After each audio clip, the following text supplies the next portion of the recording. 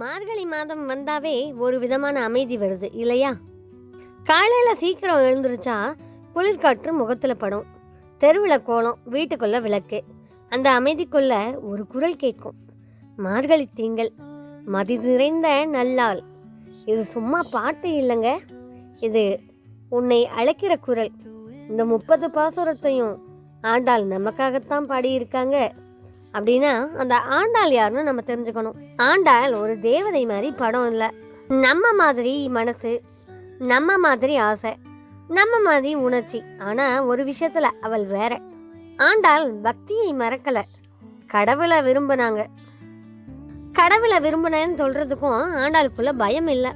அதனால தான் ஆண்டாள் இன்னைக்கும் நமக்குள்ள வாழுறாங்க. அப்படின்னா ஆண்டாளின் பாசுரம் ஒன்றுல, மார்கழி திங்கள், மதி நிறைந்த நல்லாள். மார்கழினா சாதாரண மாதம் இல்லை, தேவர்களுக்கு இது காலை நேரம். அதனால தான் இந்த மார்கழி குளிர்ல கேட்குற வேண்டுதல் சீக்கிரமா போய் சேரும் அப்படின்னு சொல்லுவாங்க. ஆண்டாள் இங்க என்ன சொல்றாங்கன்னு பார்க்கலாமா?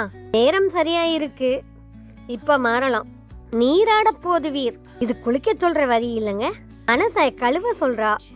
பழைய கோபம், பழைய கசப்பு, பழைய தோல்வி இதெல்லாம் கழுவி புதிய மனதை வாங்கன்னு சொல்றாங்க. இதுல விரதம் என்னங்கிறத நம்ம பார்க்கணும். விரதம் அப்படின்னா சாப்பிடாம இருக்கிறதுன்னு நம்ம நினைப்போம், ஆனா அது அப்படி இல்லை. ஆண்டாள் சொல்றாங்க, தேவை இல்லாத பேச்ச குறைச்சிரு, கோவத்தை குறை, பிறரை குறை சொல்லாதே. இதுதான் உண்மையான விரதம். உடம்ப கஷ்டப்படுத்தி மனசை கெடுக்காத, மனசை சுத்தப்படுத்து, உடம்பு தானா சரியாயிடும்.